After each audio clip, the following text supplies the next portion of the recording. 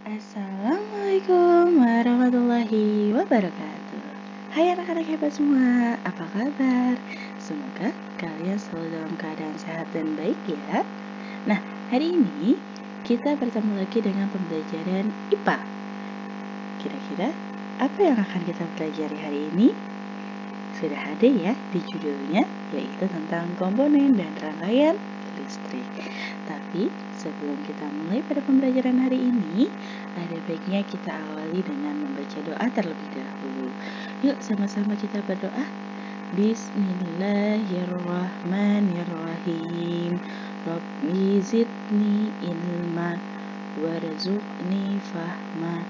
Ya Allah, tambahkanlah ilmuku dan beri aku pemahaman yang baik. Amin. Nah, kita mulai yuk materi hari ini. Nah, sebelum kita membahas tentang komponen dan rangkaian listrik, kita harus tahu dulu apa itu listrik. Listrik adalah rangkaian dari fenomena fisika yang berhubungan dengan kehadiran dan aliran dari muatan listrik. Nah, pada listrik kita akan membahas tentang komponen-komponennya serta rangkaian-rangkaiannya. Yang pertama adalah komponen listrik. Ada berbagai hal atau berbagai macam dari komponen-komponen listrik. Ada bergenser, kabel, baterai, steker, saklar, stop kontak, fitting, dan multiplug. Yuk kita bahas satu persatu. Yang pertama adalah baterai. Baterai ini adalah perangkat yang paling sederhana dari sebuah aliran listrik. Nah, baterai adalah satu perangkat atau lebih dari sel elektrokimia yang memiliki koneksi eksternal yang disediakan untuk memberi daya pada perangkat listrik. Ukuran baterai itu tergantung dari daya tampungnya atau kapasitasnya. Pada gambar di sebelah kanan, kalian bisa melihat terdapat baterai yang berbentuk kotak dan ada juga baterai yang berbentuk tabung. Ukurannya berbeda-beda, ada yang kecil, ada yang sedang, dan ada yang besar. Nah, ini tergantung dari banyaknya kapasitas yang dapat ditampung. Pada baterai itu terdapat dua kutub. Kalau kalian perhatikan pada gambar di bawah, ini ada tanda positif dan ada negatif. Jadi positif dan negatif adalah kutub-kutub yang berada pada aliran listrik dari baterai. Nah, aliran listriknya itu mengalir dari arah kutub positif menuju arah kutub negatif. Kalau satu baterai gimana? Kalau satu baterai biasanya langsung dihubungkan dengan alat listrik. Tapi kalau ada lebih dari satu baterai, supaya alat listriknya tersebut menyala, kutub positifnya harus kita sambungkan atau kita dekatkan dengan kutub negatif. Kenapa? Karena alirannya berasal dari kutub positif menuju kutub negatif. Selanjutnya, kita akan membahas tentang saklar. Saklar itu adalah perangkat yang digunakan untuk memutus jaringan listrik atau untuk menghubungkannya. Nah, saklar itu biasanya memiliki tombol, sehingga untuk memutuskan atau menyambungkan aliran listriknya, kita tinggal memencet tombol atau menekan sebuah tombol. Nah, kalian pasti pernah lihat ya gambar dari saklar seperti apa. Nah, ini ada contohnya nih di sebelah kanan. Selanjutnya ada stop kontak. Stop kontak itu adalah alat untuk menyambung aliran listrik dan juga bisa untuk memutus. Nah, aliran listrik yang disambung atau diputus melalui stop kontak itu secara langsung karena dia akan langsung dihubungkan dengan alat yang bernama steker. Kira-kira steker itu apa? Nanti akan kita bahas. Nah, jadi stop kontak itu nanti kita langsung colokkan dari alat-alat listriknya. Jadi, selain itu dia juga berfungsi untuk mendistribusikan energi listrik dari instalasi rumah ke beban seperti televisi, radio, rice cooker, mesin cuci, dan yang lainnya. Selanjutnya adalah multiplug. Multiplug ini pada dasarnya hampir sama seperti seperti saklar dan stop kontak. Tapi perbedaannya adalah multiplug memiliki banyak colokan atau banyak kapasitas yang bisa disambung atau diputus aliran listriknya. Nah, di sini ada berbagai macam multiplug. Yang pertama ada multiplug yang tanpa kabel. Ini contohnya seperti gambar yang ini nih. Ini adalah multiplug tanpa kabel. Jadi dia langsung dihubungkan dengan stop kontak. Selanjutnya ada yang menggunakan kabel. Nah, yang menggunakan kabel adalah sisa yang tiganya nih. Ini termasuk multiplug yang menggunakan kabel. Dan selanjutnya adalah multiplug yang memiliki tombol seperti saklar. Contohnya ada pada gambar yang ini nih, gambar yang abu-abu dengan gambar yang biru. Dia memiliki tombol. Nah, ini ada tombolnya nih, sehingga bisa dikatakan sebagai multiplug yang memiliki saklar. Selanjutnya adalah fitting. Fitting apa? Fitting itu adalah sebuah tempat untuk menaruh lampu atau bohlam. Jadi, fitting juga bisa dikatakan sebagai rumah lampu atau rumah bohlam. Kenapa bohlam atau lampu itu harus menggunakan fitting? Karena aliran listrik yang masuk akan mengalir pada bagian dalamnya nih. Ini kalau kalian perhatikan ada bagian berwarna merah atau bagian berwarna kuning. Nah, bagian berwarna merah dan berwarna kuning itu sebagai penghubung antara arus listrik dengan bohlam atau lampu yang akan kalian pasang. Selanjutnya, nah, tadi sempat disinggung sedikit tentang steker. Jadi stekernya yang seperti ini nih. Colokan listrik ini biasa dipasang pada ujung kabel untuk mengalirkan arus listrik ke stop kontak. Nah, steker ini ada yang memiliki kaki 3. Biasanya kalau yang memiliki kaki 3, dia berbentuk pipi. Dan yang pada umumnya kita perhatikan atau kita lihat adalah steker dengan kaki 2. Pasti steker itu ada pada setiap alat listrik.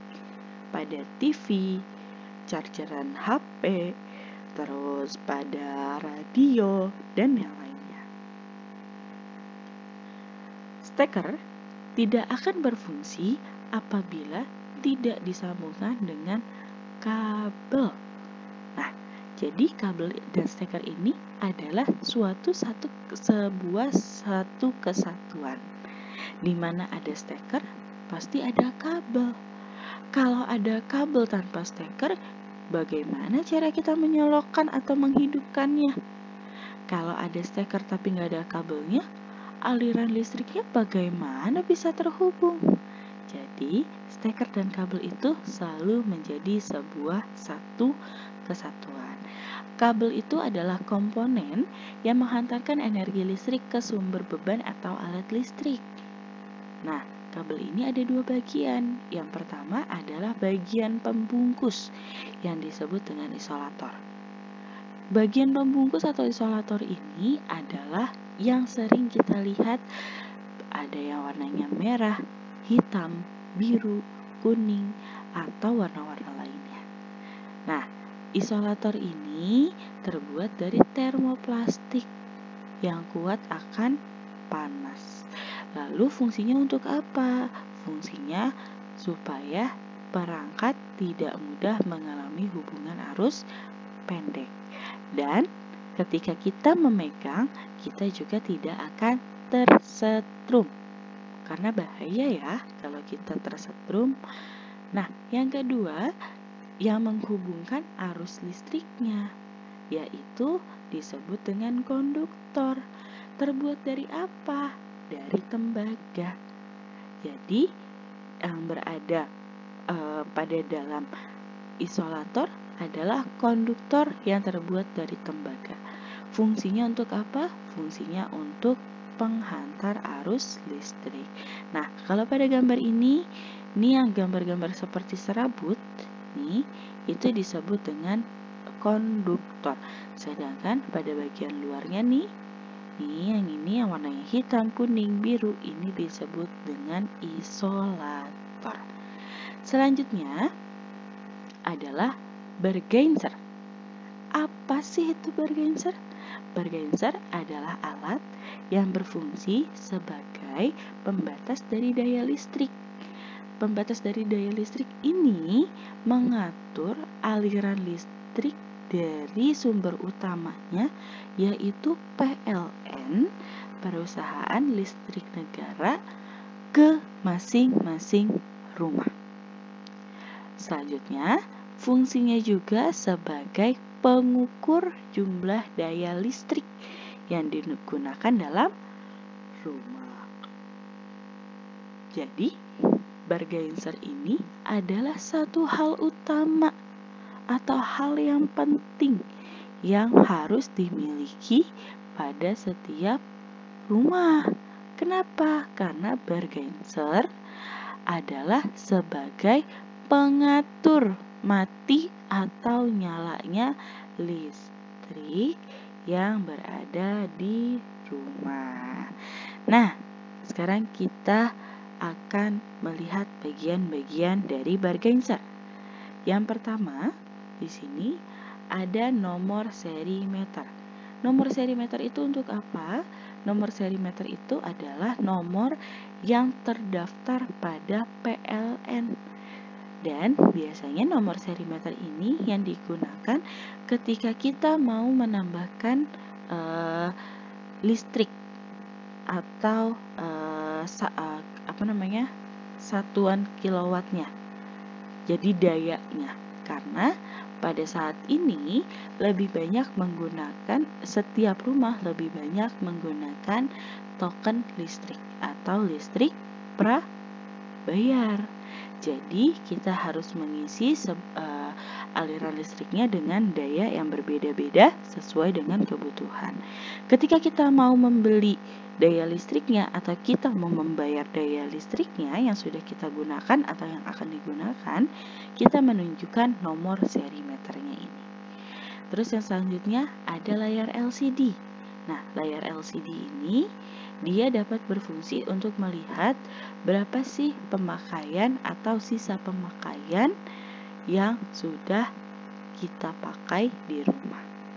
Lalu ada kontraktor status LED, ini dalam berbentuk lampu sebagai lampu penanda apakah listrik yang kita gunakan masih dalam keadaan normal atau sudah melampaui batas. Yang selanjutnya yang di sebelah kanannya ada LED indikator tarif. Jadi ketika dayanya sudah hampir habis, maka lampunya akan kedap-kedip, lampunya akan menyala.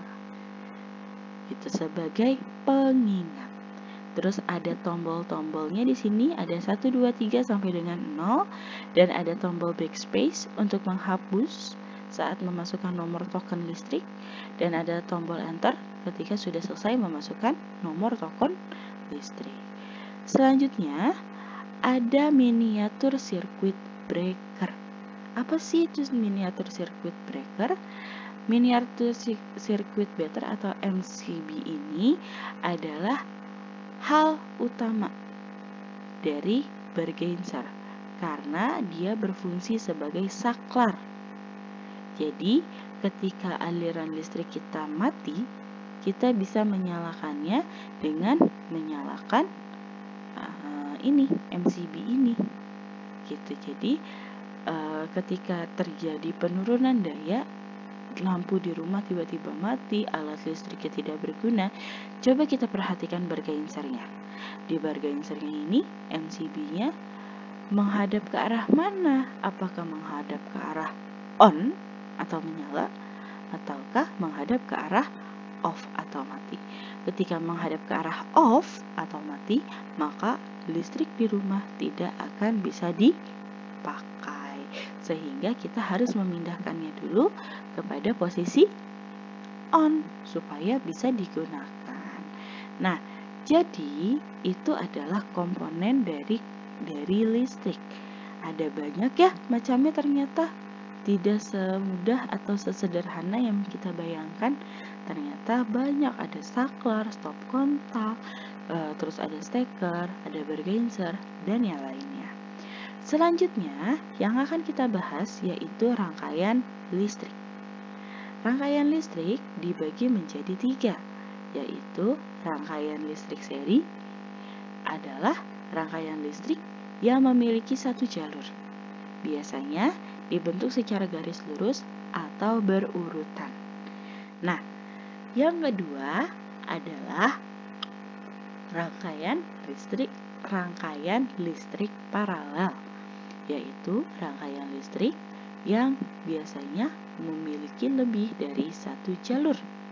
Nah, rangkaian ini dibentuk secara bersusun atau bertingkat. Selanjutnya adalah rangkaian campuran. Rangkaian listrik campuran adalah rangkaian listrik yang disusun dari penggabungan antara rangkaian seri dengan rangkaian paralel. Yuk kita lihat bagaimana sih gambar dari masing-masing rangkaian dan apakah ada kelebihan dan kekurangannya. Yang pertama adalah rangkaian seri.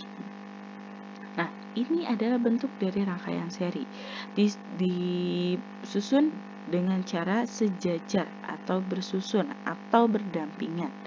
Nah, ini yang disusun secara berdampingan atau secara seri adalah pada bagian lampu. Yang gambar ketiga ini pun sama. Yang disusun secara berdampingan adalah lampunya atau serinya adalah lampu.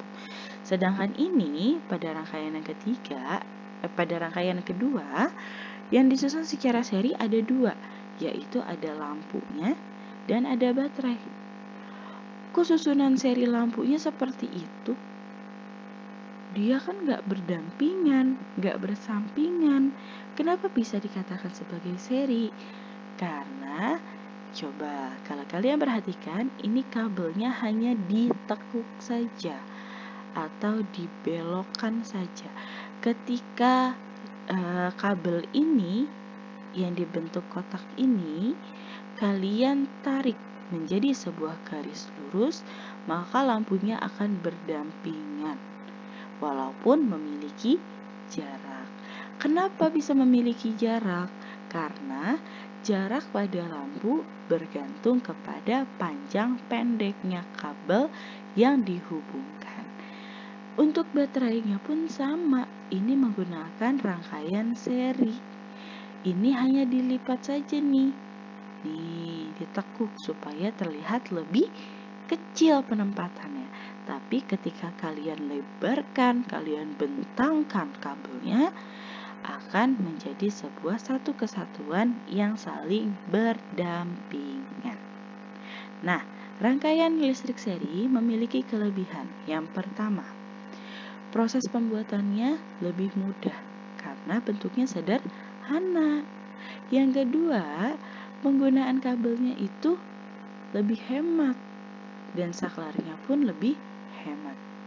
Nah, yang ketiga, ketika terjadi kerusakan, tidak banyak komponen yang harus diperiksa karena rangkaiannya dibuat secara sederhana. Selanjutnya adalah kekurangannya. Yang pertama, jika satu lampu padam atau terdapat aliran yang terputus, maka semuanya pun akan padam. Yang kedua, lampunya yang menyala tidak sama terang. Kok bisa? Karena aliran listrik yang pertama kali masuk sudah terserap banyak oleh lampu yang paling dekat dengan aliran listrik atau sumber listrik. Jadi lampunya tidak akan menyala sama terang. Yang ketiga, hambatan pada listriknya akan semakin besar. Selanjutnya adalah rangkaian listrik paralel. Nah, bentuknya seperti ini, disusun secara bertingkat. Nah, ini ada tingkatan yang pertama, tingkatan yang kedua, tingkat yang ketiga. Ini juga sama, ada tingkat pertama, tingkat kedua, tingkat ketiga. Kalau pada gambar yang ketiga, hanya ada 2 tingkat. Nah, kelebihannya apa? Yang pertama, hambatannya itu lebih kecil. Yang kedua, lampunya akan menyala sama terang. Kok bisa sama terang? Karena masing-masing lampu memiliki satu jalur yang berbeda-beda. Ketika sumber arus listriknya mengalir, maka dia akan terbagi. Dia akan masuk ke alur pertama atau jalur pertama, lalu masuk ke jalur kedua, dan masuk ke jalur ketiga. Karena memasuki jalur-jalur yang berbeda, maka pembagiannya pun akan sama, sehingga lampunya menyala sama terang. Yang ketiga, ketika ada masalah pada satu komponen listrik, misal pada kabel di jalur yang pertama putus. Nah, untuk kabel yang lainnya, dia akan tetap menyala. Karena tadi masing-masing memiliki jalur yang berbeda. Jadi komponen lainnya atau lampu yang lainnya akan tetap menyala. Selanjutnya, kekurangannya. Apa sih kekurangannya? Pembuatannya itu rumit karena bentuknya tidak sederhana. Yang kedua, dalam penggunaan kabel dan saklar itu lebih boros. Yang ketiga, semakin banyak cabangnya, maka kuat arusnya pun akan semakin menurun. Dan yang ini adalah rangkaian listrik campuran. Ada rangkaian listrik paralel dan ada yang seri. Kita perhatikan pada gambar pertama. Ini lampu A dan lampu B adalah rangkaian seri karena dipasang secara berdampingan. Sedangkan pada lampu C dipasang secara paralel karena memiliki tingkatan. Kalau lampu D bagaimana? Ketika lampu A, B, dan C ini sudah digabungkan, maka rangkaiannya menjadi rangkaian seri. Pada gambar yang kedua, di sini lampu 1, lampu 2, 3, 4, dan 5. Lampu 2 dan 3 serta lampu 4 dan 5 dikatakan sebagai rangkaian seri karena lampunya disusun secara berdampingan.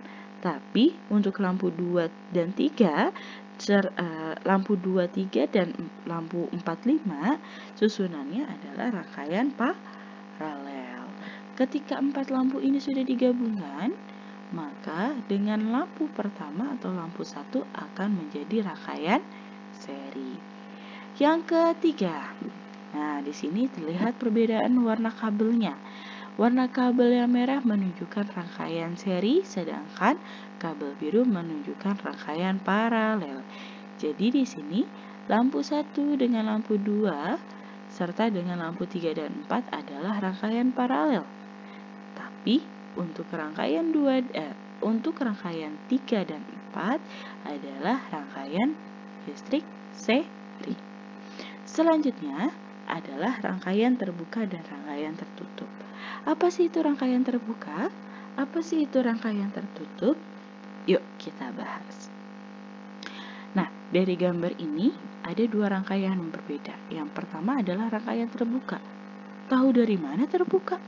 Karena di sini ada satu komponen yang tidak tersambung, sehingga disebut dengan rangkaian yang terbuka. Jadi, rangkaian yang terbuka itu adalah rangkaian yang memiliki komponen yang tidak tersambung atau bisa dikatakan putus. Kalau pada saklar, tombol saklar berada pada bagian off atau mati, sehingga rangkaian ini tidak menyebabkan suatu alat listrik atau lampu menyala. Untuk menyalakannya bagaimana? Kita harus memiliki rangkaian yang tertutup. rangkaian yang tertutup ini, kalau kalian perhatikan, tidak ada yang terputus, tersambung secara utuh, sehingga aliran listriknya bisa berputar atau dapat disalurkan.